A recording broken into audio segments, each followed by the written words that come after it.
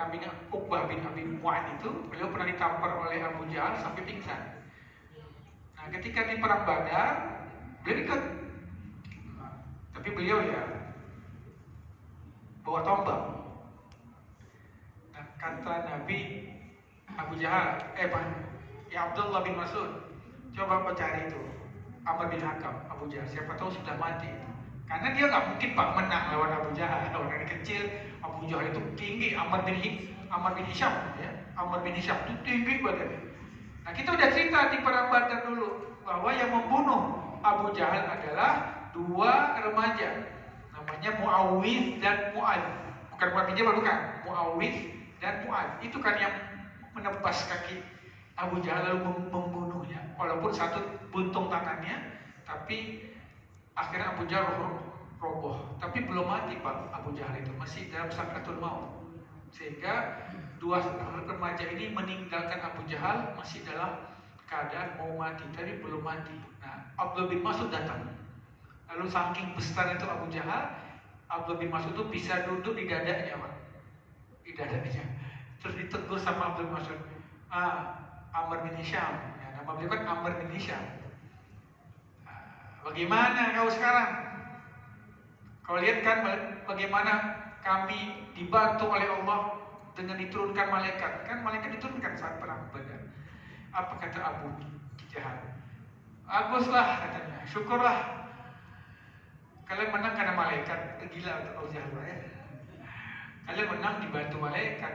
Bagus kami. Kami kalah bukan sama kalian, tapi karena kalian dibantu malaikat. Aku bangga bisa melawan malaikat. Gila Pak Abu Jahal itu. Terus kata Abdullah bin Mas'ud, baik, aku akan membunuhmu sehingga kau mati bukan di tangan malaikat, tapi di tangan pengembala kambing.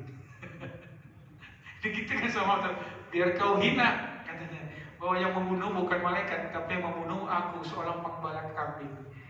Marah Abu Jahal seperti itu. Kemudian akhirnya Abdul Mas'ud menusukkan tombak di dadanya. Kemudian belum mati Pak, dalam riwayat itu belum mati-mati tuh, saking disiksa nggak mati-mati. Terus kata Abu Jahal, itu tuh pedangku ambil, nggak ada yang bisa menebasku kecuali pedangku yang paling tajam. Sama-sama diambil pedangnya, tebas kepalanya Pak, terus putus kepala. Baru ada banyak riwayat ya, ada yang katakan dia membawa kepala itu kepada Nabi SAW, menunjukkan Abu Jahal itu sudah mati. Nah, cuma kata Nabi, Abdullah bin Mas'ud, apa yang dikatakan Amr bin Hisham itu, Abu Jahal itu sebelum matinya?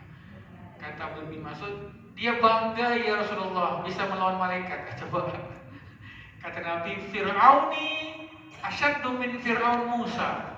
Kalau gitu Fir'aunnya aku nih, Fir'aunnya saya nih, musuh besar saya, lebih parah dari Fir'aunnya Nabi Musa. Kenapa? Kalau Fir'aunnya Nabi Musa ketika tenggelam di Laut Merah, apa dia bilang? Amantu bi Rabbi Musa wa Harun.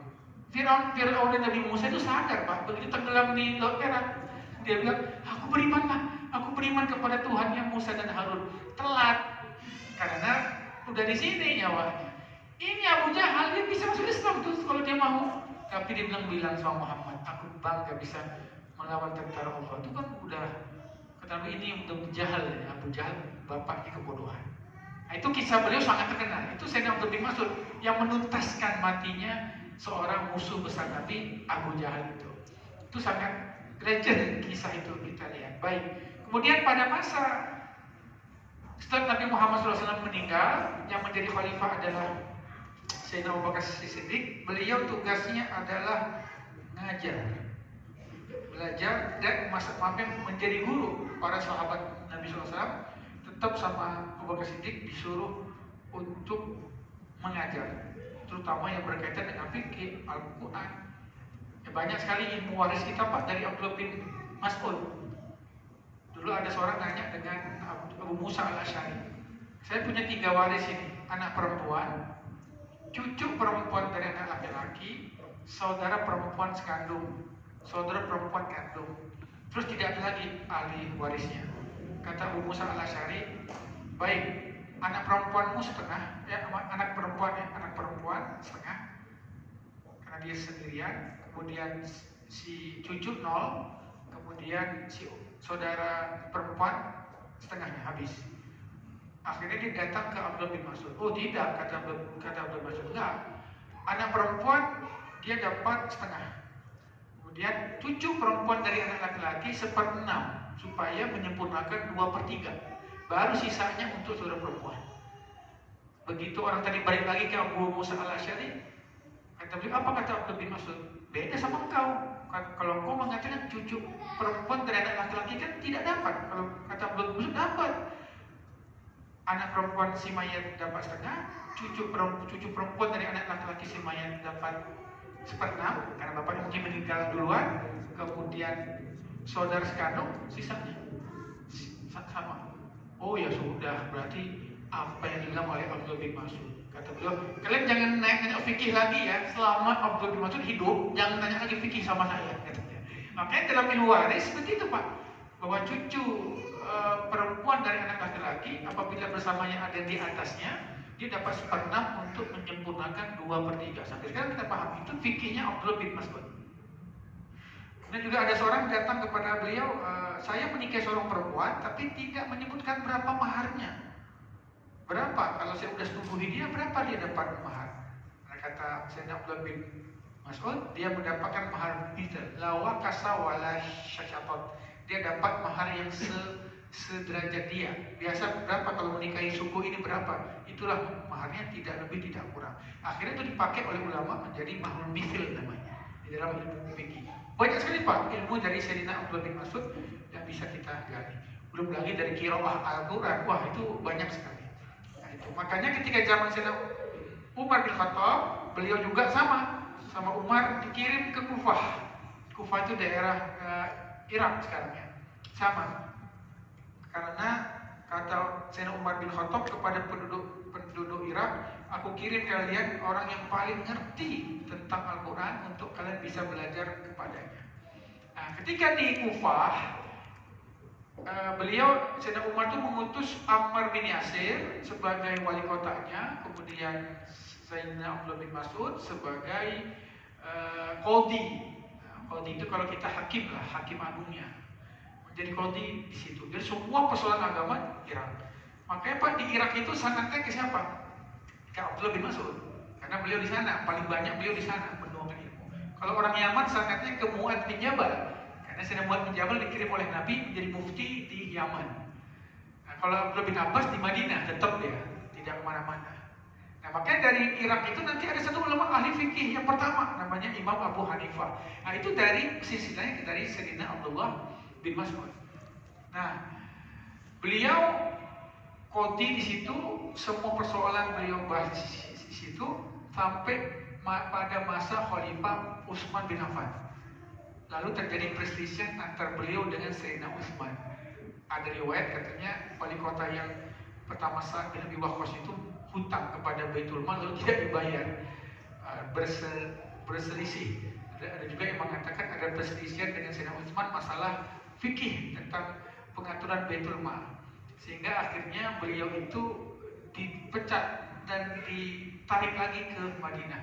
Dan gara-gara perselisihan seperti itu beliau tidak diberi gaji oleh Sayyidina Utsman dan di stop gajinya.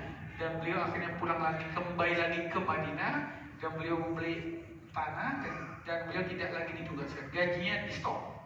Ya biasa Pak, itu perbedaan dengan antar sahabat, kita nggak usah selalu mendalam seperti itu. Nah karena maaf Sayyidina Utsman ini kan sudah sampai usia 80 masih jadi khalifah. Jadi ada yang banyak ulama mengatakan, ulama sejarah, beliau ini sudah tua sehingga banyak dimanfaatkan oleh keluarga-keluarganya dulu yang menjadi musuh Nabi dulu.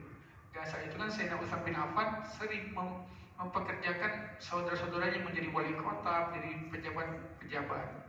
Sehingga terjadilah demonstrasi pertama itu dalam Islam. Orang yang ingin mengkudeta Sayyidina Utsman bin Affan. Nah, maka yang membela Sayyidina Utsman itu adalah Sayyidina Abdullah bin Mas'ud. Padahal dia berselisih dengan Sayyidina Utsman, gajinya tidak diberikan sampai setahun kalau salah, ditahan. Lalu beliau akhirnya membela. Dia bilang, demi Allah, aku juga tahu tentang Utsman, tapi kalian nggak tahu bagaimana besarnya jasa Utsman di masa Nabi SAW. Demi Allah, Utsman tuh dijamin masuk surga. Kalian kalau membunuhnya, dia mah pasti masuk surga. Kalian nggak dijamin masuk surga. Dibela Pak oleh Sayyidina Abdullah bin Mas'ud. Sehingga fitnah Sabaiyah saat itu provokasinya itu namanya Abdullah bin Sabah. Cikal bakal dari Syiah itu. Nah, Abdullah bin Sabah ini yang ingin memporak-porandakan kehilapan Utsman bin Affan. Alhamdulillah, itu menjadi reda, tidak sampai berkembang kemana-mana. Nah setelah itu baru beliau sakit demam, dikunjungi oleh Sayyidina Utsman. Kata Utsman, Abdullah, terima kasih. Karena beliau ulama Pak, itu ulama didengar. Kalau badannya kecil gitu, tapi omongannya disegani. Sampai sahabat mengatakan, kami nggak pernah melihat orang yang peringainya, cara bicaranya, cara jalannya, cara dia berdakwah seperti Nabi semirip Abdullah bin Mas'ud.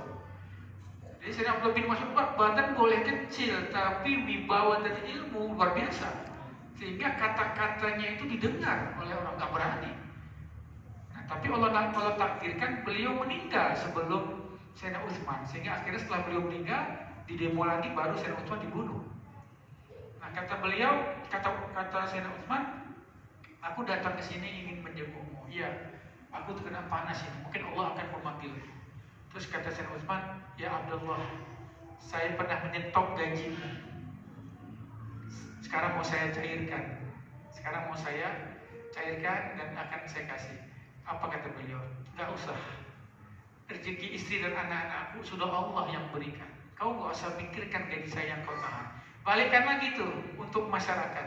Aku tidak akan minta spesial. Aku sudah cukup dengan apa yang aku punya sekarang. Lalu 3 bulan setelah itu, beberapa bulan setelah itu, Sayyidina Abdullah bin Mas'ud pun wafat.